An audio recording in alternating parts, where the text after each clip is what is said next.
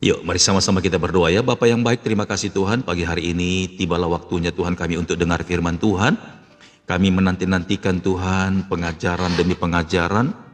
Kami rindu Tuhan dan haus seperti rusa rindu sungai-Mu. Demikianlah hati kami Bapa yang merindukan kebenaran firman-Mu. Kami haus Tuhan akan kebenaran-kebenaran yang sesungguhnya, yang membuat kami hidup lebih berkenan di hadapan Tuhan. Kami bukakan hati kami Bapa untuk mendengarkan nasihat-nasihat-Mu, teguran-teguran-Mu Tuhan. Dan kami semakin berani dan semakin dekat dengan Engkau, tidak ada lagi roh ketakutan, karena semua firman-Mu yang Kau sampaikan adalah membawa kami semakin dekat kepada Tuhan, agar kami semakin berkenan menjadi anak-anak Allah. Terima kasih Tuhan Yesus. Lawat setiap kami Tuhan, dengan hikmat Roh Kudus memberikan kepada kami pengertian, agar kami semakin cerdas, semakin pintar, dan tidak ada lagi intimidasi, roh ketakutan dari si jahat untuk membuat kami menjauh dari Tuhan. Terima kasih Bapa, sebab darah-Mu telah tercurah bagi kami. Hamba-Mu ada di sini Tuhan. Mari berkati, urapi, kuduskan Tuhan. Roh hikmat, marifat turun atas hamba-Mu. Apapun yang Tuhan mau sampaikan, mengalirlah dari hati-Mu ya Bapa. Oleh kuasa Roh Kudus yang memberikan kepadaku pengertian dan kusampaikan kepada anak-anak-Mu. Tentunya dengan kuasa daripada Roh Kudus yang memberkati kami semua sehingga kami dipuaskan. Kami siap untuk dengar firman-Mu Bapa. Semua yang kami dengar, kami kembalikan untuk hormat, pujian, kemuliaan bagi nama Tuhan. Ubahkan setiap kami.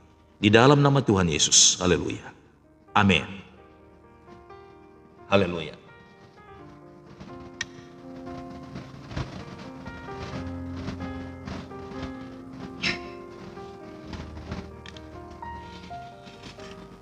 Baik, pagi hari ini sama-sama kita belajar kembali Bapak Ibu ya. Ya, saya rindu untuk mengingatkan kita semuanya agar ketika kita tiba untuk mendengarkan firman Tuhan, ya, saya rindu kita semuanya telah menyiapkan Alkitabnya ya. Alkitabnya agar kita semakin mengerti apa yang Tuhan sampaikan, dan secara tertulis di Alkitab itu kita melihat bagaimana Tuhan menginginkan kita untuk menghidupinya. Haleluya. Praise the Lord. Iya, Bapak Ibu, setelah beberapa hari ini, dalam minggu ini kita belajar bagaimana kita semakin hari semakin diubahkan oleh Tuhan, semakin hari semakin disempurnakan. Amin. Tidak cukup untuk diubahkan saja, tapi setiap hari kita disempurnakan. Untuk apa? Semakin hari semakin disempurnakan menjadi sama seperti Kristus yang hidup Bapak Ibu. Amin. Haleluya. Jadi kalau setiap hari kita beradaptasi, setiap hari kita terproses oleh firman, maka lambat laun Bapak Ibu, firman itu yang akan mempengaruhi hidup kita semuanya. Maka firman itu akan lama-lama membalut hidup kita, dan firman itu akan berkuasa dalam hidup kita, dan firman Tuhan itu akan menyempurnakan hidup kita. Amin. Maka kalau firman itu telah menyempurnakan hidup kita, maka kita hidup sama seperti Kristus yang hidup. Sebab Yesus itu adalah firman. Amin. Jadi inilah tujuan Tuhan bagi kita, bahwa ketika kita hidup di dalamnya, maka kita perlahan-lahan diproses oleh Tuhan semakin sempurna, semakin sempurna, semakin sempurna. Haleluya.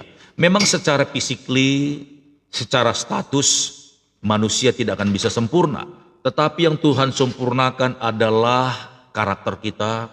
Semakin Tuhan sempurnakan, ya kan, roh kita, semakin Tuhan sempurnakan semua kebiasaan-kebiasaan kita menjadi sama seperti Kristus ketika Dia ada di dalam dunia ini. Amin. Dan itu sebabnya Bapak Ibu jangan pernah lari dari kenyataan. Amin. Jangan pernah lari dari panggilan Tuhan. Saya percaya ada banyak orang yang telah mendengarkan pengajaran dari Pastor Daud. Amin. Haleluya. Karena kita kumpul di ruangan ini, saya tahu kita dikumpulkan Tuhan dari berbagai macam denominasi gereja, dari berbagai macam karakter gereja, dari berbagai macam pertumbuhan iman, dari berbagai macam suku Bapak Ibu. Saya tidak mengerti kenapa Bapak Ibu Tuhan kirimkan ke ruangan ini untuk mendengarkan pengajaran dan hati roh kecilmu itu terpaut Bapak Ibu. Amin. Itu bukan Bapak Ibu yang bikin, itu bukan kita yang mengada-ada. Karena tidak ada seorang pun yang sanggup menerima pengajaran firman, sekalipun sesederhana mungkin, kalau Tuhan tidak suruh dia untuk boleh mendengarkan dan menikmati firman itu sendiri. Haleluya. Tapi kalau Bapak Ibu bisa stay di sini dan telingamu mendengar sekalipun panas, hatimu merenungkan sekalipun teguran keras, tapi Bapak Ibu justru semakin hari semakin menikmati. Haleluya, saya percaya ada rencana Tuhan dalam hidup saudara sehingga hidupmu itu semakin dipulihkan, semakin disempurnakan. Tapi ada banyak juga orang yang sudah dikirimkan Tuhan ke sini, tapi mereka mental Bapak Ibu, enggak kuat. Amin, tidak kuat. Mereka sudah dikirimkan Tuhan di gereja mereka keluar, mereka tidak tenang, mereka tidak damai, mereka tidak bertumbuh. Tapi ketika Tuhan kirimkan ke sini juga, mereka tidak bisa. Kenapa? Karena mereka tidak membuka hati mereka Bapak Ibu. Ada banyak orang yang coba-coba untuk menikmati, bahkan sekedar masuk di room ini dan ingin hanya mengalami mujizat Tuhan. Tapi saya mau bilang Bapak Ibu, haleluya, kalau kita cuma hanya kejar mujizat tapi tidak kejar Yesusnya, sia-sia Bapak Ibu. Suatu kali kelak lagi akan terbentur dan jatuh. Karena mujizat itu contoh. Kalau kita lagi sakit, kita butuh mujizat Tuhan. Amin. Lalu setelah disembuhkan kita, apakah kita tidak bisa lagi sakit di kemudian hari? Pasti bisa Bapak Ibu. Kalau mujizat yang kita cari itu one times, only one action Bapak Ibu. Satu kali untuk satu kali aksi. Enggak permanen Bapak Ibu. Mujizat itu tidak permanen. Haleluya. Oke, biar Bapak Ibu sadar. Jadi kalau banyak orang keluar masuk keliling-keliling, ya kan? Haleluya. Ke channel A, B, C, D, E, sampai Z. Cuman hanya mau cari mujizat, saya kira orang itu salah. Haleluya. Sebenarnya mujizat itu di mana saja ada. Bapak Ibu bisa stay dalam satu channel kepada hamba Tuhan. Kalau Bapak Ibu bertumbuh di situ, tetaplah di situ. Kalau mujizat itu belum terjadi hari ini, itu ada maksud Tuhan, ada yang harus dibereskan. Tidak mungkin mujizat terjadi kalau Bapak Ibu belum bereskan masalahnya. Amin. Kalau ada duri di dalam tubuh kita dan duri itu tidak diambil, tidak mungkin bisa sembuh Bapak Ibu. Harus dibongkar dulu duri itu, baru terjadi yang namanya kesembuhan. Haleluya. Kalau tidak, kalau duri itu masih nempel di dalam lukamu, maka duri itu akan membuat tubuh jiwa rohmu itu titanus. Amin. Haleluya. Maka duri itu harus diambil dulu, dibongkar dulu dia, dibereskan dulu, dikasih yang namanya alkohol, dibersihkan, baru nanti dikasih obat, kelar Bapak Ibu. Lalu kalau Bapak Ibu cuma hanya minta mujizat, tapi persoalan masalahmu, amin, sesuatu yang ada di dalam hidupmu, di dalam hatimu, pikiranmu tidak kau bereskan, maka engkau akan sia-sia. Engkau keliling-keliling berjumpa dengan hamba-hamba Tuhan yang punya profesi doa kesembuhan Bapak Ibu. Engkau tidak akan menemukan segala sesuatu di sana. Kenapa? Sebenarnya masalahnya itu ada di sikapmu Bapak Ibu. Ada di sikapmu, ada di keputusanmu. Haleluya. Ya, saya mau bilang Bapak Ibu, percuma Bapak Ibu keliling-keliling kemana-mana. Amin. Seakan-akan Bapak Ibu seperti mau membeli mangga atau buah-buahan. Oke, di counter satu mungkin kurang segar, Bapak Ibu cari ke sana lalu Bapak Ibu beli sana. Enggak bisa begitu Bapak Ibu, tidak bisa begitu. Karena yang mengerjakannya itu satu, Tuhan Yesus. Sebenarnya Bapak Ibu stay dalam satu channel saja, enggak usah goyang-goyang Bapak Ibu. Nikmati pengajarannya. Justru di pengajaran itulah yang membuat Bapak Ibu sembuh. Justru pengajaran itulah yang membongkar segala sakit penyakitmu. Justru di pengajaran itulah yang melepaskan semua noda-noda kepasikan itu. Kalau itu bisa engkau selesaikan, maka mujizat 1, 2, 3, 4, 5, dan 6 akan terjadi. Mujizat kesembuhan terjadi, mujizat rumah tangga terjadi, mujizat keuangan terjadi, amin. Mujizat rohanimu terjadi, mujizat pelayananmu terjadi.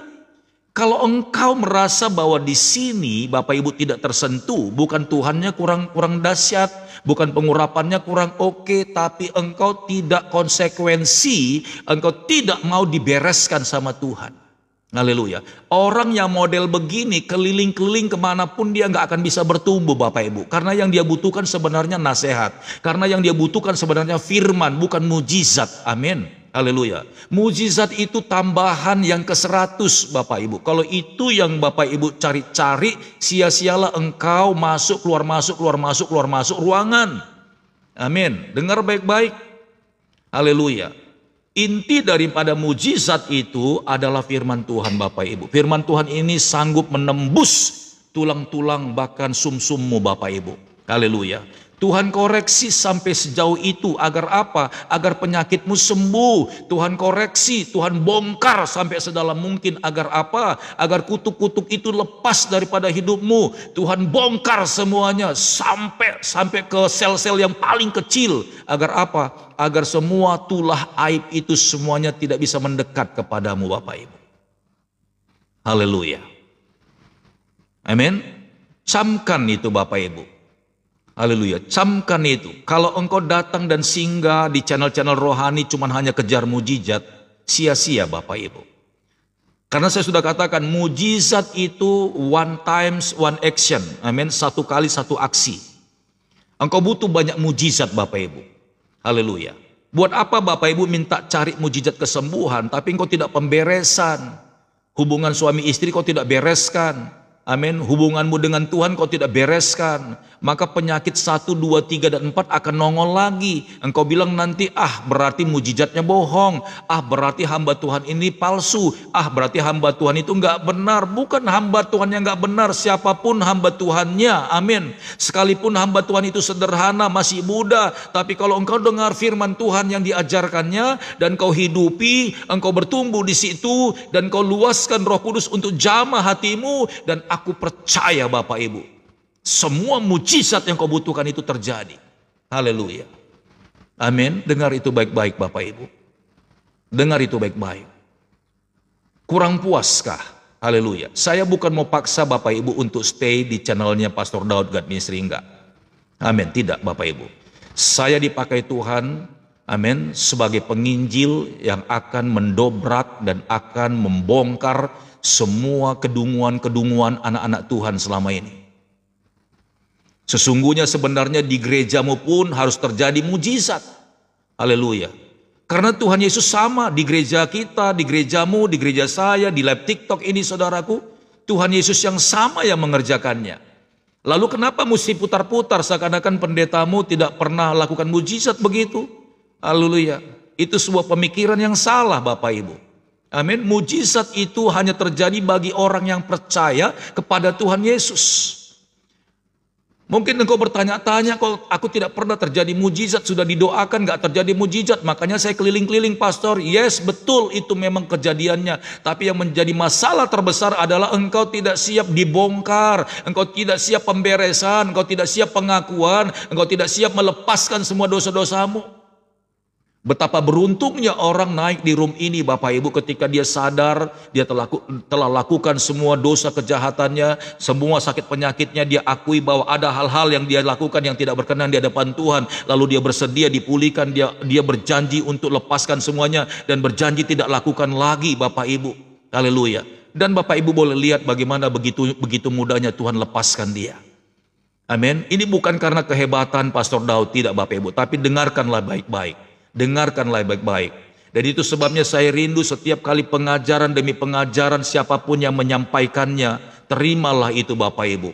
Karena ketika pengajaran itu disampaikan Tuhan kepada kita, maksud Tuhan agar terjadi pertolongan dan mujizatnya. Semua yang Tuhan perintahkan itu saya sudah katakan membawa kita semakin lebih baik, membawa kita semakin sehat, membawa kita semakin diberkati, membawa kita agar kita umur panjang. Tidak ada kutuk-kutuk, tidak ada kejahatan Tuhan sedikit pun di dalam firman Tuhan ini.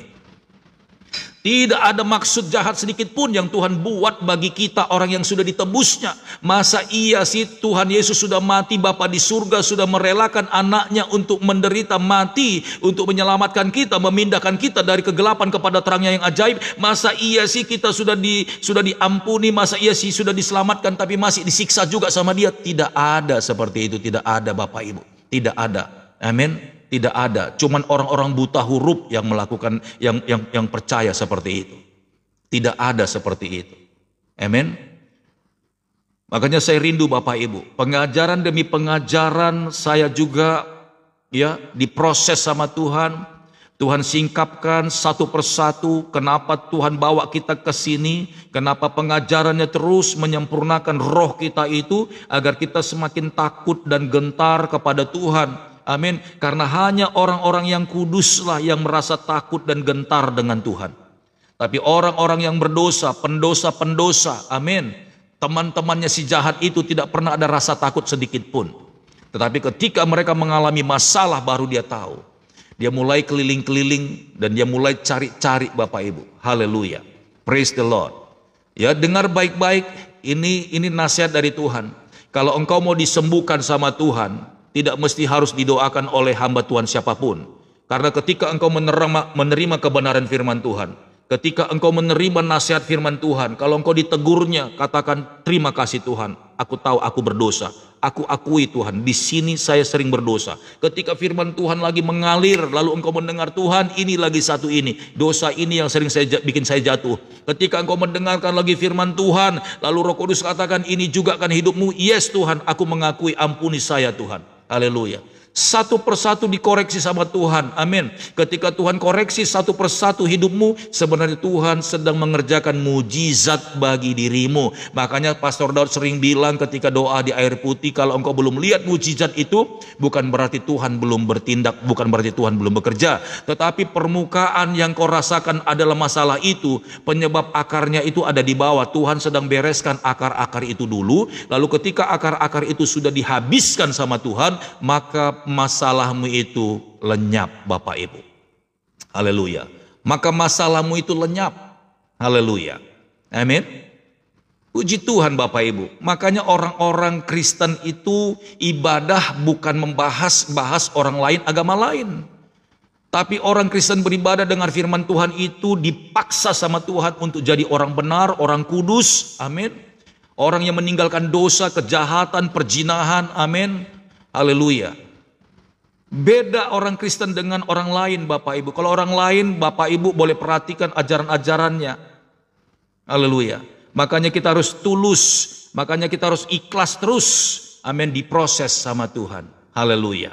Pengajaran demi pengajaran yang kita terima itu membersihkan, amin, noda-noda kekafiran kita.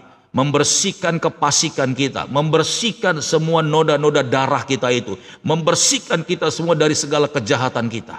Yang penting, amin, Bapak Ibu mau diam, tenang, dan menerima pengajaran firman Tuhan. Sekali lagi, kalau Bapak Ibu, amin, meluaskan Roh Kudus mengoreksi hidupmu, sebenarnya itulah awal mula mujizat demi mujizat terjadi. Sekali lagi saya ulangin, kalau Bapak Ibu meluaskan Roh Kudus, amin, membereskan semua dosa-dosamu, sebenarnya itulah awal mulanya mujizat Yesus terjadi di dalam hidupmu. Haleluya. Praise the Lord. Amin ya. Oke, kemarin kita sudah belajar Bapak Ibu bagaimana ya kita sudah melihat ada satu pekerjaan kemarin kita bahas, yaitu membungakan uang adalah satu kehidupan, kegiatan, pekerjaan yang selama ini ya dilakukan oleh anak-anak Tuhan, dan nasihat dalam live ini mengatakan tidak boleh lagi mengerjakan itu. Amin. Alasannya sudah tahu. Ya, kemarin Tuhan kasih tahu sama kita bagaimana di Taman Eden ternyata Tuhan sudah sampaikan pengajaran itu Bapak Ibu. Dan Allah berfirman, semua pohon dan buah-buahan yang ada di Taman Eden ini boleh engkau makan. Semua pohon dan buah-buahan di Taman Eden ini boleh engkau makan. Tetapi buah yang di tengah-tengahnya itu ada dua pohon, yang satu pohon kehidupan, yang kedua adalah pohon pengetahuan yang baik dan yang jahat. Jangan sekali-kali engkau menyentuhnya, jangan sekali-kali engkau memakannya, karena pada saat engkau memakannya, engkau akan mati.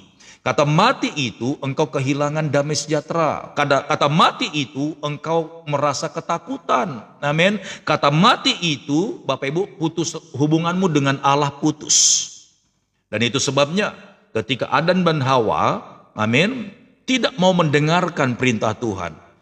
Allah sudah membuat satu peraturan yang sebenarnya membuat kita itu bahagia, Bapak Ibu.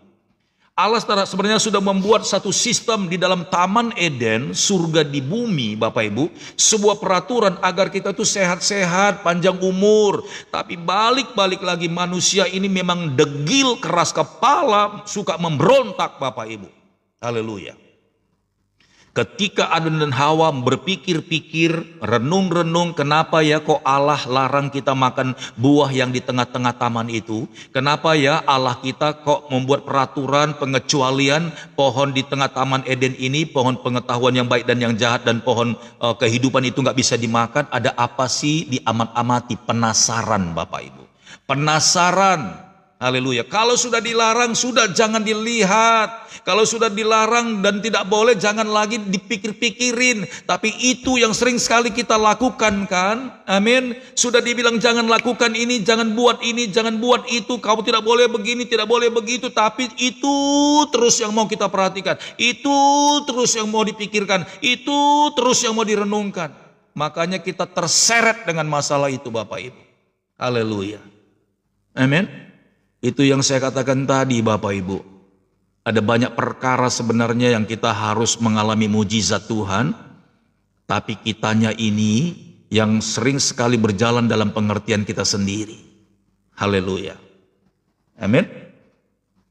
Makanya jangan heran ketika sudah Tuhan larang kau lakukan, maka kenalah kita ganjaran itu. Semua yang dilarang sama Tuhan, kalau engkau memaksakan dirimu melakukannya, maka engkau akan menanggung akibatnya. Itu bukan karena Tuhan kejam, bukan, Bapak Ibu. Biar engkau mengerti yang namanya kasih kepada Tuhan, amin. Agar engkau mengerti bagaimana cara menghormati Tuhan. Kalau engkau tidak dibuat peraturan demi peraturan, engkau tidak mengerti mana yang sebenarnya, amin, batasan-batasan kita untuk taat kepada Tuhan. Kalau tidak ada peraturan-peraturan dibuat seperti itu, maka kita ini kebablasan. Tidak ada yang namanya perbandingan Allah dengan manusia. Justru karena ada peraturan itulah sehingga kita patuh kepada Tuhan, Bapak Ibu. Tapi itu pun mau kita terobos sehingga kita lancang sama Tuhan. Itu pun masih mau kita tabrak juga sehingga kita berbuat jahat di hadapan Tuhan. Haleluya. Amin. Sudah dibilang ini kamar mandi laki-laki. Amin. Ada tulisannya di situ, tapi masih masuk juga. Amin. Masih terobos juga. Engkau perempuan jangan masuk di kamar mandi laki-laki. Begitu juga sebaliknya, laki-laki sudah ditulis di situ ini gambar kamar mandi perempuan, ada gambar boneka atau gambar apa namanya anak kecil di situ pakai rok, tapi masih masuk juga di situ. Haleluya. Iya kan? Hanya orang yang buta huruf yang berani menyeberang. Ini ruangan Kristen, tapi dia bukan Kristen, masih masuk juga di sini. Benar-benar buta huruf, gak bisa baca, Bapak Ibu. Haleluya. Ya kan? Makanya kita perlu belajar membaca biar kita nggak buta huruf. Jadi kita nggak masuk ke ruangan sembarangan. Kalau itu kamar orang tua kita, jangan masuk sembarangan, Bapak Ibu. Bisa jadi ibu kita lagi mandi di situ, ibu kita bisa lagi berberes-beres di situ, kok masuk aja begitu. Haleluya. Apa yang tidak patut jangan dengan paksa, Bapak Ibu. Amin. Yang bukan bagianmu jangan kerjakan, Bapak Ibu. Haleluya. Manusia jatuh dalam dosa karena dia penasaran, sudah dilarang jangan masuk tapi masuk juga. Saya tidak tahu itu penasaran atau karena buta huruf, saya nggak tahu, Bapak Ibu. Makanya perlu belajar membaca. Amin. Biar kita bisa menghormati dan menjaga yang namanya peraturan. Haleluya. Amin. Kalau ditulis di depan ya, mohon jaga ketenangan karena di dalam lagi ada orang belajar. Mohon jangan berisik Karena di dalam ada orang ibadah. Masih juga berisik Bapak Ibu. Haleluya. Amin. Masih juga ngerecokin. Saya tidak tahu apakah etikanya nggak ada, apakah hatinya yang benar-benar jahat, atau memang benar nggak bisa baca. Sudah ditulis di situ, mohon harap tenang, murid-murid lagi ujian. Masih berisik juga Bapak Ibu. Haleluya. Ya. Orang bebal begitu, benar. Orang bebal begitu. Ya. Orang bebal nggak bisa dinasihatin, nggak tahu kebenaran, ya, yang suka bikin masalah, yang suka bikin ribut, memberontak. Amin. Haleluya. Itu orang yang buta huruf. Makanya jangan kita semuanya ini buta huruf, nggak bisa baca Bapak Ibu. Sudah ada tulisan di depan pagar, jangan masuk, ada anjing gila, tapi masih masuk terus. Haleluya. Ya. Amin. Sudah ditulis di dalam itu ada anjing galak. Ya, jangan masuk, berbahaya karena nggak bisa baca, masuk ya digigit Bapak Ibu. Haleluya. Nah, ini Bapak Ibu, ya. Ini dia. Nah, kita semuanya ini juga begitu. Tuhan sudah bikin peraturannya, perintah-perintahnya, Taurat-Tauratnya Bapak Ibu. Harus dibaca dan harus dihidupi. Harus ada yang namanya pengertian. Agar apa? Agar kita bisa hormat kepada Tuhan. Agar kita bisa mengasihi Tuhan. Amin. Kalau sudah ada peraturan dilarang masuk, lalu kita tidak usah masuk, maka kita bisa menghormati orang yang di dalam. Kita bisa mengasihi mereka. Kasihan, jangan saya masuk, nanti mereka terganggu, saya di luar aja. Itu baru yang namanya kasih Bapak Ibu. Haleluya. Ya, itu yang namanya pengertian. Tapi ada orang sudah bukan bagiannya, bukan ruangannya, masih masuk, bahkan membuat keributan. Itu orang jelas-jelas buta huruf Bapak Ibu. Amin. Haleluya. Itu orang buta huruf, bikin kekacauan. Haleluya. Amin ya. Jadi kalau kita sudah melanggar itu, maka Tuhan akan menganggap itu menjadi sebuah pelanggaran. Maka kitalah yang menanggung akibatnya. Tuhan sudah bilang, janganlah engkau memakan lemak-lemak dari apapun yang kau sembelih, tapi bawalah itu ke dalam mezbahku dan bakarlah itu, sebab aku menyukai yang namanya aroma-aroma daripada lemak-lemak itu. Biarlah naik ke dalam hadiratku, kata Tuhan. Memang Tuhan makan lemak apa? Memang Tuhan makan asap-asap apa? Tapi kenapa Tuhan sampai bilang seperti itu Bapak Ibu? Karena kalau kita makan lemak-lemak, ini sudah pernah saya ceritakan. Amin. Kalau kita nggak pernah mengerti juga firman Tuhan itu, maka kita berbahaya. Kita suka sekali makan daging yang kita kejar lemaknya. Amin. Karena lemak itu tidak bisa lagi dia didaur ulang, karena dia langsung diabsorb oleh usus, masuk ke dalam darah, maka terjadilah lemak dalam darah, maka terjadilah sumbatan-sumbatan. Kalau terjadi ada lemak dalam darah, ada yang namanya LDL, ada yang namanya HDL Bapak Ibu. Ada lemak baik, ada lemak jahat. Tuhan sudah tahu itu. Kalau engkau makan lemak-lemaknya, maka engkau akan pendek umur, kena serangan jantung, hipertensi. Haleluya. Tapi orang-orang tetap rakus. Kalau lihat makanan, widih, itu yang langsung dia kejar Bapak Ibu. Tuhan sudah larang, tapi masih engkau hantam juga. Jadi jangan heran kalau kita itu mengalami sakit-sakitan, hipertensi, ya kan, darah tinggi, kolesterolan, asam urat, semuanya masuk Bapak Ibu tanpa ada peraturan-peraturan. Seharusnya semua kalau kita mengikuti perintah, peraturan, maka kita itu sehat. Jadi Tuhan bikin peraturan di Taman Eden bukan karena sadis, bukan karena kejam.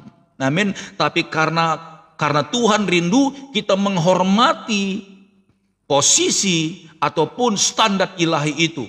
Kalau semua ada peraturan dan dilarang di sana, kita artinya mengerti, oh, bagian kita cuma sampai di sini dan bagian Tuhan jangan sampai diusik. Haleluya. Tapi manusia tetap manusia. Kalau nggak penasaran, amin, kalau nggak lakukan pelanggaran, kayaknya nggak abdol gitu kan. Makanya rumah tanggamu hancur-hancuran kan. Haleluya. Bisnismu hancur-hancuran. Kesehatanmu pun hancur-hancuran. Haleluya. Alkitab sudah bilang bahwa tubuhmu itu adalah bait Allah. Doa Bapa kami berkata, Bapa kami yang di surga, dikuduskanlah namamu, datanglah kerajaanmu, jadilah kehendakmu. Di mana itu Bapak Ibu? Di sini. Tapi kita masih nodai, kita kotorin Bapak Ibu. Amin. Dengan memakan sembarangan, dengan minum alkohol sembarangan, dengan mengisap rokok sembarangan. Sejak kapan manusia bisa mengisap asap gitu loh? Kenapa nggak di knalpot itu aja diisap-isap kalau memang kepingin makan asap-asap Bapak Ibu? Kenapa nggak di belakang mobil aja tuh motor dulu, nyalain motornya biar saya mau makan asap dulu, makan tuh asap. Coba kalau kita makan asap terus, apa paru-paru nggak rusak? Jangan heran paru-paru sakit-sakitan Bapak Ibu. Amin. Jangan heran kalau kita minum minuman keras, alkohol, paru-paru jantung kita gosong. Haleluya. Jangan heran kita sakit-sakitan lalu mulai datang sama Tuhan. Semua pelanggaran-pelanggaran yang kita lakukan itu berkonsekuensi. Tapi Tuhan bukan bermaksud jahat Bapak Ibu. Sekali lagi agar engkau mengerti, amin, bagaimana caramu bisa menghormati Tuhan. Haleluya. Bagaimana sikapmu itu bisa meninggikan namanya. Makanya dibuatlah peraturan-peraturan seperti Taurat Bapak Ibu. Amin. Dibuatlah Taurat-Taurat itu agar kita ini bisa menghormati Tuhan. Kemudian Taurat-Taurat itu dibuat sama Tuhan agar kita mengerti, oh ternyata yang saya lakukan itu salah, oh ternyata yang saya lakukan itu berdosa, oh ternyata yang saya lakukan itu tidak berkenan di hadapan Tuhan. Lalu ketika kita melanggar perintah Tuhan, maka kita minta maaf sama Dia. Tapi ada banyak orang sudah melakukan dosa, melakukan kejahatan, masih nggak minta maaf. Merusak gereja, melarang orang ibadah, tetap gak ada minta maaf, menganggap itu menjadi ibadah. Haleluya. Aneh kan Bapak Ibu? Jangan menghalalkan segala cara, itu bukan ibadah. Haleluya. Dengar baik-baik Bapak Ibu. Semua pelanggaran-pelanggaran yang kita lakukan ketika kita tabrak Taurat Tuhan itu. Jangan engkau mencuri, jangan engkau membunuh. Amin. Jangan engkau mengucapkan saksi dusta. Haleluya. Di orang Kristen gak boleh berdusta Bapak Ibu. Makanya jangan berdusta. Sekali lagi apa yang kita tabur itu yang kita tuai. Kalau kita ngedusta, ngebohongin orang, maka kita kena bohong. Kita tipu orang, kita bakal kena tipu. Kita dapat uang banyak karena hasil nipu orang. Jangan heran 10 kali lipat dari itu engkau akan ditipu orang. Karena itu bukan punyamu, itu punya orang yang ada di rumahmu, itu punya orang itu yang kau ambil itu. Sama seperti rentenir yang kemarin kita bahas. Amin. Itu bukan berkat dari Tuhan, tapi dia paksakan itu jadi berkat Tuhan. Gak bisa, mendidih Bapak Ibu, mendidih. Haleluya. Belum lagi sumpah serapa-serapa yang masuk terus ke rumahmu. Karena engkau mengambil keuntungan melebihi dari kemampuan orang. Kalau memang engkau beretikat untuk menolong orang, tidak ada berlaku yang namanya bunga. Terlebih lagi kalau mereka tidak bisa bayar, lalu ada hukum-hukum menyesah mereka, menyita barang-barang mereka. Saya mau bilang yang pindah ke rumahmu itu bukan milikmu itu, bukan dari Tuhan. Itulah yang membuat hidupmu panas. Amin. Itulah yang membuat kesehatanmu itu kacau balau. Hatimu tertuduh. Makanya Adam dan Hawa kemarin kita sudah bahas. Ketika mereka mengambil buah itu, lalu mereka tersadar mereka telah melanggar perintah Tuhan. Lalu mereka melihat mereka telanjang dan mereka telah berbuat dosa di hadapan Tuhan. Apa yang terjadi? Mereka takut Bapak Ibu. Ketakutan ketika Allah datang ke Taman Eden itu. Lalu ingin memeriksa situasi di Taman Eden itu. Amin. Tapi mereka sembunyi. Lalu Allah bertanya, Adam, Adam, di manakah engkau? Lalu Adam dengan Hawa bisik-bisik, aduh kita gimana ini? Kita gimana ini? Aduh kita telah berbuat dosa. Aduh bagaimana ini? Haleluya. Dengar baik-baik Bapak Ibu. Kalau kita lakukan terus pelanggaran demi pelanggaran, dipastikan hidupmu tidak tenang. Amin. Engkau boleh melihat sesaat sepertinya ada kelimpahan dalam hidupmu karena pekerjaan kecurangan, pekerjaan yang jahat, pekerjaan yang tidak diizinkan oleh Tuhan. Engkau seakan-akan melihat segala sesuatu dalam kelimpahan itu, tapi itu membawa hawa panas dalam rumahmu. itu membawa hawa penyakit dalam rumahmu. Engkau tertuduh, engkau gemeteran, amin. Karena tubuh, jiwa, rohmu itu pada dasarnya adalah made in Tuhan, amin. Tidak ada noda sedikit pun asalnya. Kalau engkau tambah-tambahin pelanggaran demi pelanggaran di sini, di pikiranmu, di matamu, jangan heran Bapak Ibu, banyak sampah-sampah masuk, penyakit-penyakit masuk Bapak Ibu. Haleluya. Ya, dengar Bapak Ibu. Dengar Bapak Ibu, kalau engkau ditegur Tuhan pada siang hari ini, amin, akui dosa-dosamu. Jangan engkau, nggak enak di sini, ya ketemplak terus, nggak enak di sini, gua kesinggung terus, nggak enak di sini, ya kan? Semua teguran nasihat, nggak pernah yang enak-enak. Halo, dengar baik-baik. Kalau engkau tidak mau dikoreksi sama Tuhan, maka belas kasihan Tuhan itu tidak akan mengalir di dalam hidupmu Bapak Ibu. Belas kasihan Tuhan itu tidak akan masuk ke dalam rumah tanggamu. Belas kasihan Tuhan itu tidak akan masuk ke dalam tubuhmu.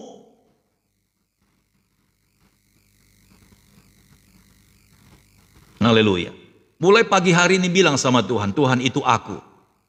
Itu aku banget Tuhan. Aku pikir aku nggak dapat mujizat di sini, bisa cari di tempat lain Tuhan. Di tempat lain pun aku tidak mengalami apa-apa. Di tempat lain sana pun juga tidak Tuhan.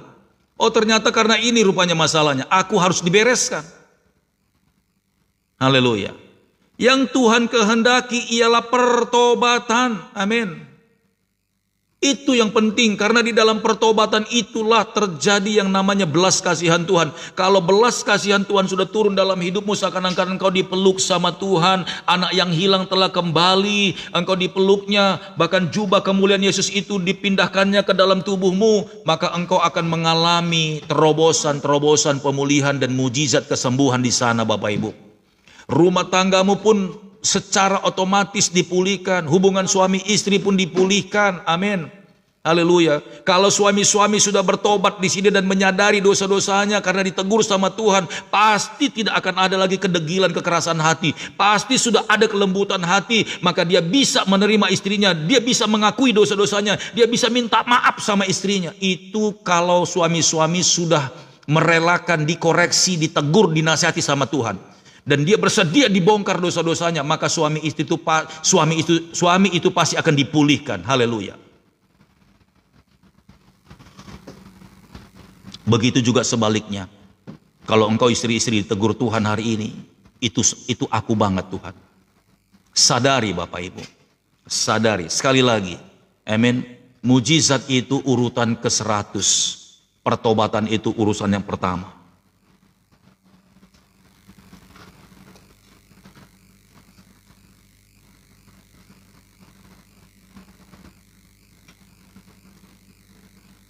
Haleluya. Coba kita lihat dulu ya, Roma 5 ayat 20. Apa yang saya jelaskan tadi itulah rencana Tuhan Bapak Ibu. Jadi kita harus sadar di sini. Kita akan bongkar ya, kita akan bongkar. Haleluya. Semoga Bapak Ibu benar-benar fokus mendengarkan firman Tuhan ini. Roma 5 ayat 20. Haleluya. Ya, bersyukur kepada Tuhan kalau Bapak Ibu disentuh sama Tuhan ya.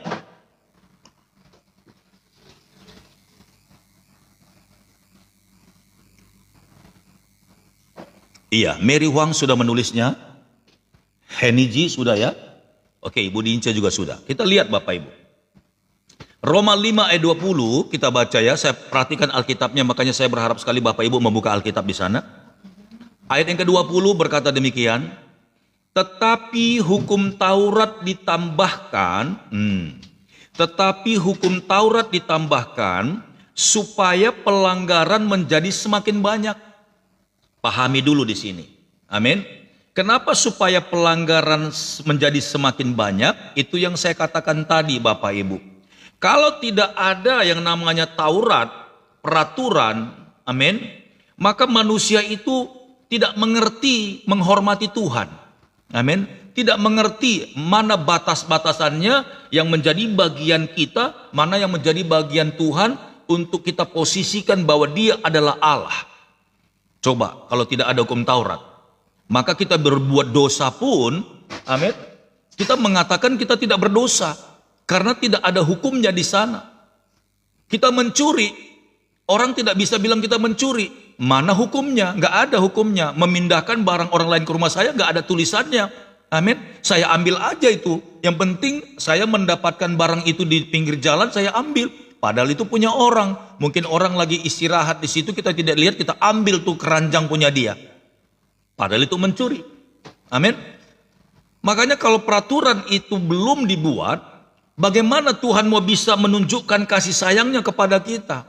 Amin. Sehingga yang tadinya kita memang benar sudah melakukan kesalahan, tapi kita tidak mengakuinya karena tidak ada Taurat dan tidak ada hukum yang kita anggap kita telah melanggarnya.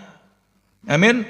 Jadi dalam pengadilan di surga pun nanti, amin, Tuhan tidak bisa menghakimi, menghukum orang karena tidak ada hukum Taurat itu.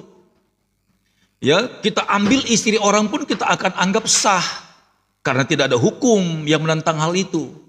Kita tidak merasa berdosa, kita pindahkan istri orang lain ke rumah kita. Sah-sah saja karena nggak ada peraturannya.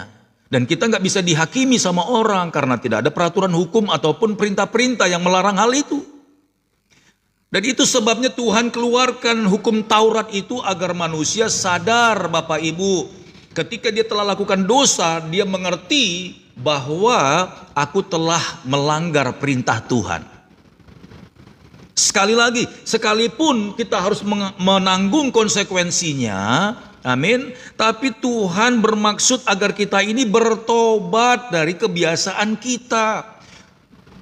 Makanya kalau seandainya saya bilang ya, jangan engkau meminum minuman keras. Nah, itu sudah ada peraturan. Kalau nggak ada peraturan itu, maka kita halalkan semua. Kita minum. Ya kan? Lalu tiba-tiba kita sakit. Kita minta tolong sama Tuhan. Tuhan tidak punya alasan untuk menolak kita.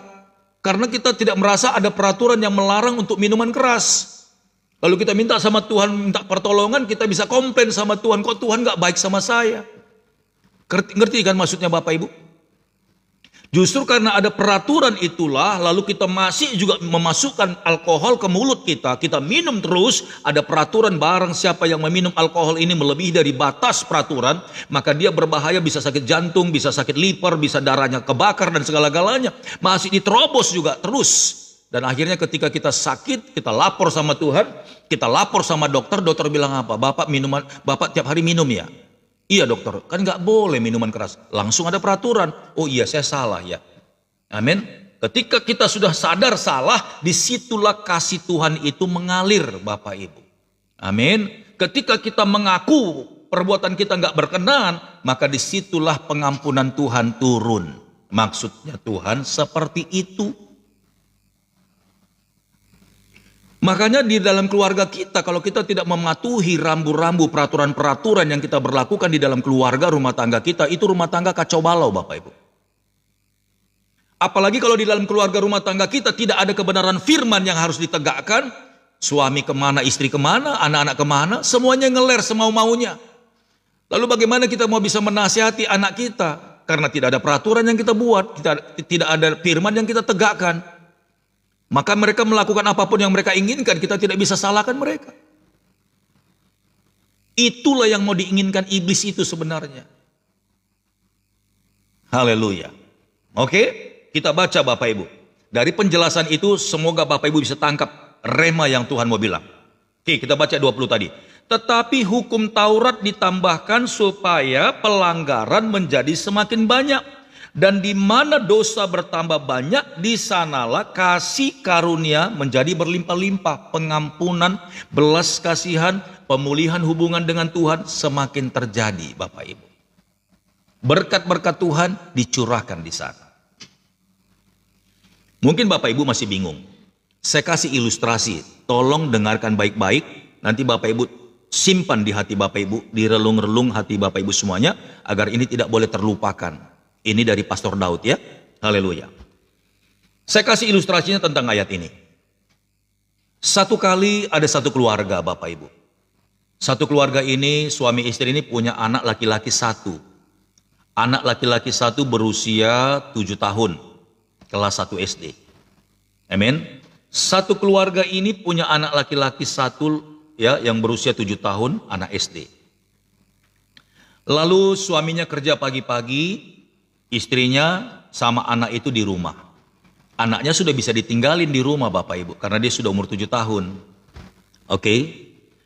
Lalu ketika jam 9 pagi, ini si istri atau ibu anak ini akan belanja ke pasar. Dan sebelum dia belanja ke pasar Bapak Ibu, ya ini ilustrasi ya Bapak Ibu ya, ini ilustrasi bukan kesaksian. Ini ibunya ini, ya si ibu anak ini sedang menguji, amin, sedang menguji anaknya ini apakah dia mendengarkan nasihatnya atau tidak. Lalu si ibu ini mengambil, amin, mengambil seekor tikus uji coba yang putih, tahu ya, itu kan jinak itu Bapak Ibu, membeli tikus warna putih itu. Kemudian dia taruh di bawah tudung saji, amin, dia tutup pakai kain. Si ibunya ini ingin tahu apakah anak ini bisa taat sama mamanya atau tidak. Oke. Lalu si ibunya bilang begini, saya panggil aja nama anak itu Budi. Amin. Ketika ibunya ini akan belanja ke pasar pukul 9 pagi, lalu ibunya bilang begini sama si Budi. Ketika ibunya ini sudah masukkan tikus putih itu ke dalam tudung saji. Lalu si ibunya bilang gini, Budi, iya mak. Dia datang dari teras Bapak Ibu. Lalu ibunya bilang begini di dapur, Budi, mama mau ke pasar. Iya mak. Kamu di rumah ya? Iya mak. Sampai mama pulang nanti kamu jangan kemana-mana. Iya mak. Oke, ada satu permintaan mama. Apa itu mak? Ini loh. Tudung sajin ini jangan dibuka sampai mama pulang. Oh, kenapa mak? Iya, pokoknya mama minta tudung sajin ini, tutup makanan ini, jangan kamu buka sampai mama pulang nanti belanja ya. Mulai berpikir dia, tetet, mulai berpikir dia, ada apa dan kenapa, ada apa di dalam itu ya, gitu ya. Haleluya. Oke Budi, iya mak. Iya mak. Sekali lagi mama bilang nih, kamu harus dengar nasihat mama. Jangan buka tudung sajen ini sampai mama pulang dari belanja. Nanti mama beliin kue buat kamu. AC, siap mak? Oke. Mamanya senyum-senyum ingin tahu Bapak Ibu, ini si Budi setia atau tidak. Lalu mamanya pergi memang ke pasar Bapak Ibu. Belanja mamanya, tenang aja, mamanya sebenarnya nggak takut bahwa itu bukan bahaya. Oke. Lalu setelah mamanya belanja, Budi mulai mikir-mikir, dia akan lalu lalang di dapur itu, di meja makan itu ada tudung sajin, apa ya? Apa diintip sama dia, ditutup pakai kain gitu kan. Dia nggak mau gerak-gerak Bapak Ibu. Amin. Budi mulai penasaran dia, ini mama kok suruh saya ngejagain rumah tapi ini nggak boleh dibuka, apa ya, apa kue, bolu, apa mama baru bikin makanan enak, nggak boleh dimakan, apa ya, karena konsepnya di bawah tudung sajen itu biasanya makanan Bapak Ibu, haleluya. Mulai dia lihat-lihat, dia cium-cium, nggak kerasa bau makanan, apa gitu ya, penasaran bolak balik. Lalu di dalam pikirannya lagi, aduh sebentar lagi mama mau datang ini, udah 1 jam dia di pasar, nanti dia datang saya nggak tahu ini gitu ya. Haleluya. Bapak Ibu tahu apa yang terjadi? Akhirnya Budi penasaran Bapak Ibu. Lalu Budi bilang, aku pelan-pelan mengangkat tudung sajinya, toh mama nggak akan tahu kalau saya angkat. Nggak diangkat begitu. Mamanya sudah tahu posisinya seperti apa, di pinggir meja itu persis bagaimana, mamanya udah tahu, memperhatikan. Kalaupun Budi mencoba dengan cara halus, mamanya pasti tahu sudah ada pergerakan. Budi tetap nekat Bapak Ibu, diangkat itu tudung sajin, lompatlah tikus putih tadi, lari Bapak Ibu. Budi yang masih umur 7 tahun itu ketakutan dan dia nggak bisa tangkap itu tikus, sembunyi di balik lemari Bapak Ibu. Dia cari-cari, dia panik Bapak Ibu, dia ketakutan, aduh nanti mama pulang, ini mama bilang tadi nggak boleh diangkat ini tudung sajin, aduh gimana ini, aduh gimana, panik Bapak Ibu. Sepanjang waktu dia itu sampai mamanya pulang, dia udah keringat dingin, nanti mama marah, nanti saya dipukul, nanti saya begini. Haleluya. Bapak Ibu tahu, akhirnya Budi ketakutan ketika ibunya pulang, ibunya ketuk pintu, Budi. Biasanya kalau Budi mematuhi peraturannya, pasti dia bilang, iya mak, gitu ya. Langsung Budi buka pintu, aman, nggak pernah terjadi sesuatu. Tapi ini Budi sembunyi di bawah tempat tidur, Bapak Ibu. Ketakutan. Siapa dulu di antara kita yang umurnya 50 ke atas, tahun 70-an lah, kalau dimarahin sama mama papanya sembunyi di bawah tempat tidur? Ada di sini? Kalau saya ada, saya ngaku Bapak Ibu.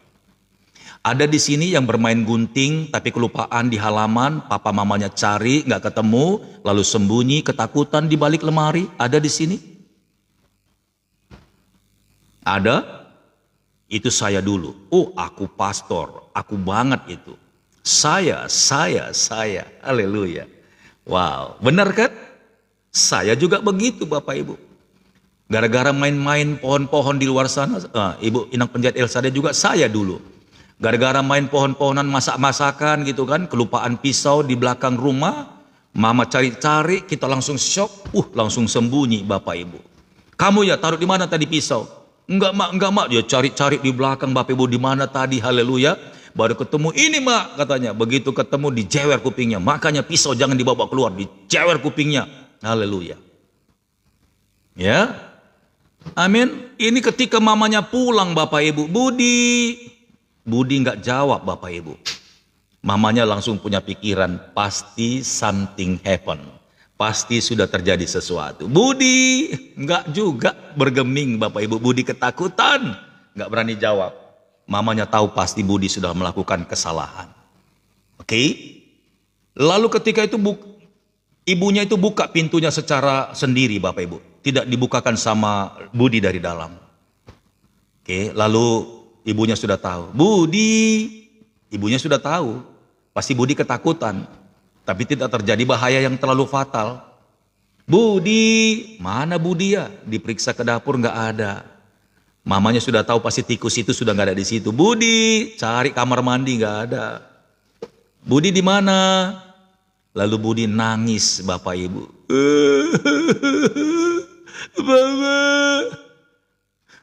Siapa yang seperti itu ketika masih kecil? Biasanya yang perempuan loh ini ya.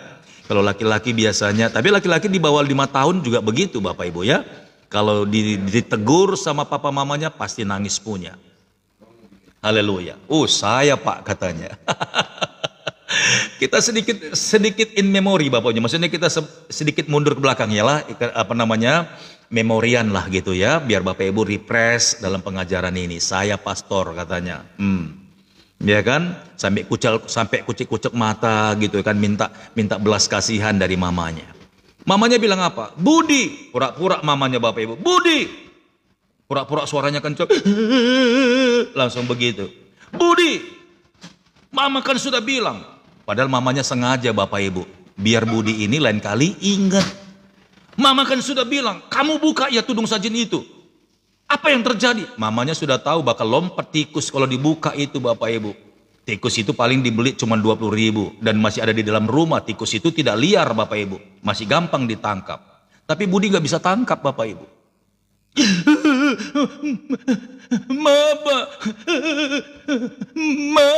minta ampun ma. Begitu kan Bapak Ibu? Waktu mamanya kencang suaranya, kan mama sudah bilang nggak boleh dibuka itu tudung sajid. Apa yang terjadi? Iya mak, tadi aku nggak taat mak perintah mama. Aku buka mak, ada tikus putih lompat mak. Aku ketakutan nggak bisa tangkap lagi mak. Jadi kamu sudah biarkan tikus itu pergi dan di mana dia sekarang? Iya mak. Budi nggak tahu bahwa 20.000 itu kan nggak ada harganya kan bagi mamanya. Tapi bagi Budi itu sebuah kesalahan besar Bapak Ibu. Amin. Kamu tahu kamu salah. Iya mak, iya mak, ampun mak, ampun. Jangan kamu lakukan begitu ya. Kamu gak boleh lagi melanggar apa yang mama bilang tidak ya. Iya mak. Pura-pura dijewer kupingnya, padahal pelan Bapak. Padahal gak diputar Bapak Ibu. Begitu ya. Ayo siapa yang begitu atau ibu-ibu ada nggak yang begitu sama anaknya? Ada nggak? Itu yang namanya hubungan Bapak Ibu.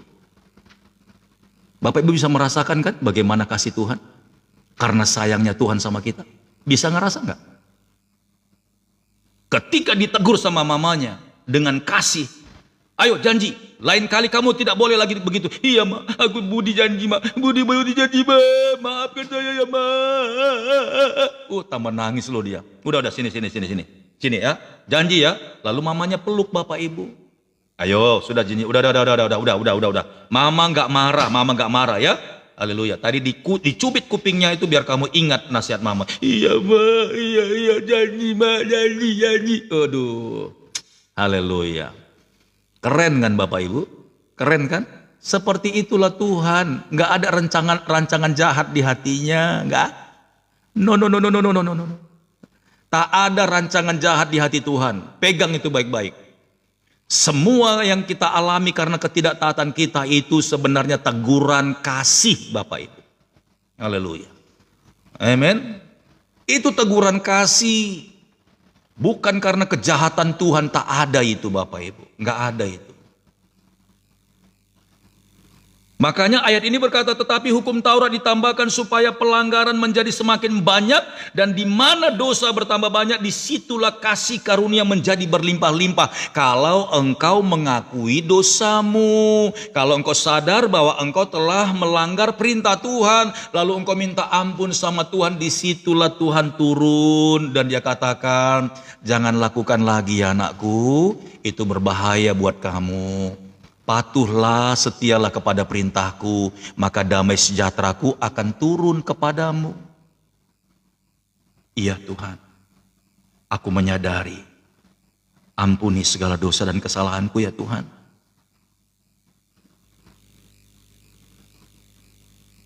Semuanya itu karena kasih setia Tuhan Bapak Ibu.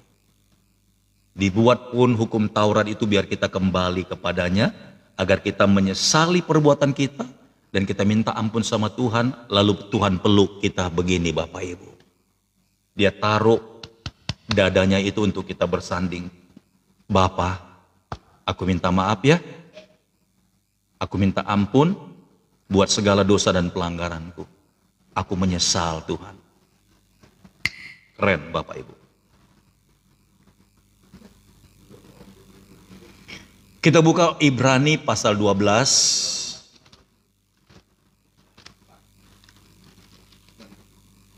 Kita buka Ibrani pasal yang ke-12.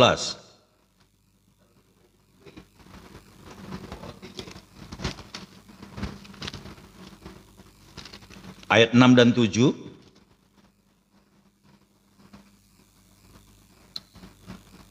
Haleluya. Terimalah pengajaran ini baik-baik Bapak Ibu semuanya. Terima ya. Terima baik-baik, simpan di dalam loh hatimu. Semua yang Tuhan buat dalam hidup kita itu semuanya adalah kasih setianya. Tidak ada rancangan kejahatan, tetapi rancangan damai sejahtera.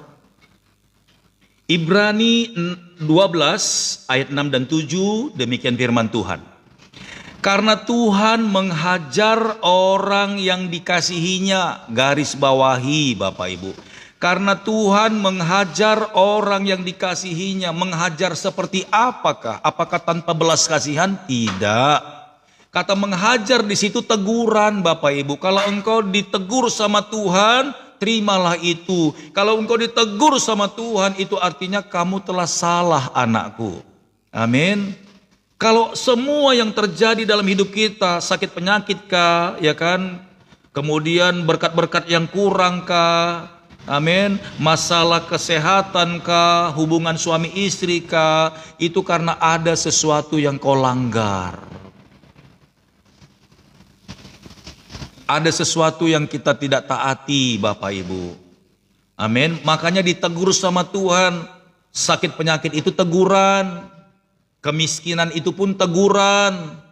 Karena engkau tidak percaya, karena engkau malas, amin. Karena engkau tidak memakai tanganmu, itu pun teguran.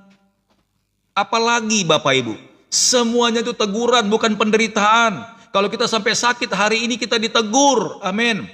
Tidurnya kemalaman, jam 2 pagi, bangunnya sudah pagi, kurang istirahat, tentulah badannya lemas.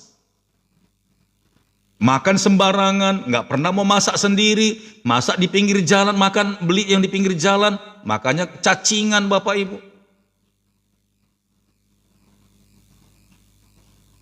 Kalau kita mau sehat ya olahlah sendiri.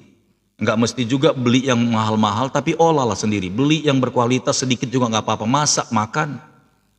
Kecuali kalau memang kita nggak sempat banget Bapak Ibu, nggak sempat banget, amin, nggak apa-apa. Itu pun kalau di restoran-restoran yang ternama bolehlah dia steril Bapak Ibu. Tapi kalau kita yang lewat online ini kita nggak tahu. Saya sering sekali lihat, maaf ini ya yang usaha-usaha online, maaf ya, haleluya.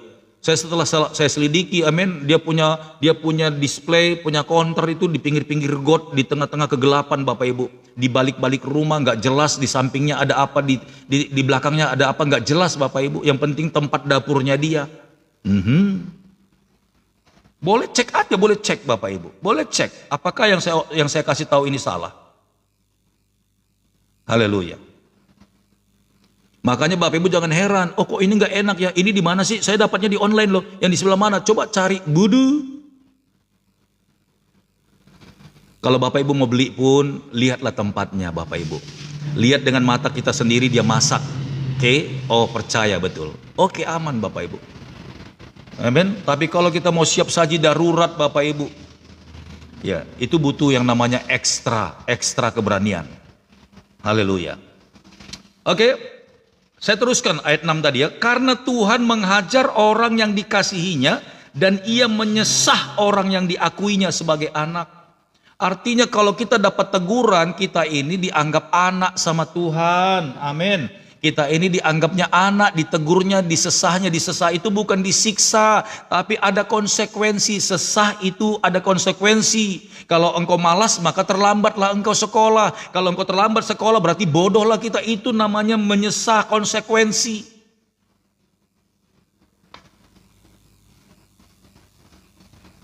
Dan ia menyesah orang yang diakuinya sebagai anak. Amin. Kemudian menyesah ini juga, kamu bertobat gak? Berubah gak? Kalau gak berubah nih, kamu jangan sekolah. Nah itu juga termasuk menyesah. Tapi kan itu sudah menjudge, menghakimi, dan mungkin memberikan hukuman di luar batas kemampuan Bapak Ibu. Haleluya. Ya, tapi anak-anak Tuhan gak seperti itu. Ayat yang ke-7, jika kamu harus menanggung ganjaran. Nah ini tadi yang si anak kecil tadi, si Budi tadi. Jika kamu harus menanggung ganjaran, dimarahin, dijewer kupingnya, Allah memperlakukan kamu seperti anak. Di manakah terdapat anak yang tidak dihajar oleh ayahnya? Ada, kalau itu bukan anak kandungnya. Bisa jadi anak tetangga pun nggak enak-enak juga, nggak sembarangan juga main hajar-hajar Bapak Ibu. Nanti lapor polisi, repot kita. Amin. Haleluya. Kalau anak kita ribut di luar nih, berantem mereka, ya kan, saling lapor sama orang tuanya. Lalu kita hajar anak orang, wah berbahaya Bapak Ibu. Kita lebih bagus menghajar anak kita. Jangan kamu berkelahi lagi, nggak boleh lagi berteman sama dia. Kita nggak usah cari gara-gara orang lain. Anakmu itu ya urus ya, nggak usah ribut Bapak Ibu. Didik anak kita, tegur dia, nasihati dia. Haleluya. Jangan pura-pura membela dia, anak orang lain kita omel-omelin. Itu orang tua yang salah itu. Sehingga anak kita jadi tambah galak, tambah liar Bapak Ibu. Ya, karena kita rasa sayang, kok anak kita dipukul lalu orang lain kita hajar juga. Tidak mengajarkan yang baik. Tegur anak kita agar jangan, amin, melakukan perkelahian, bahkan mau diajak berantem. Itu baru benar. Haleluya. Ya. Jadi kita harus tahu Bapak Ibu, semua yang telah terjadi ketika kita melanggar, yaitu pohon pengetahuan yang baik dan yang jahat. Amin. Haleluya.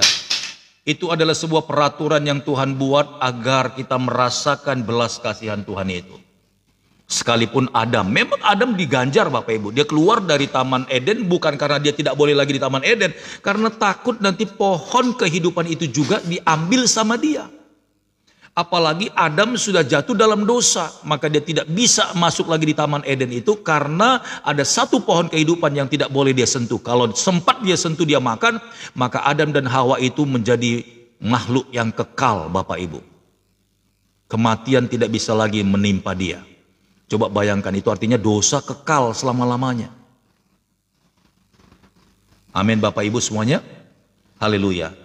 Jadi kalau kita sangkutkan dari pengajaran yang kemarin, Sebenarnya masih banyak lagi pohon-pohon yang bisa kita makan, yang seperti firman Tuhan katakan, semua pohon dan buah-buahan yang ada di Taman Eden yang kuciptakan ini boleh kau makan, tapi jangan sekali-kali engkau menyentuh makanan atau pohon yang ada di tengah-tengah Taman Eden itu.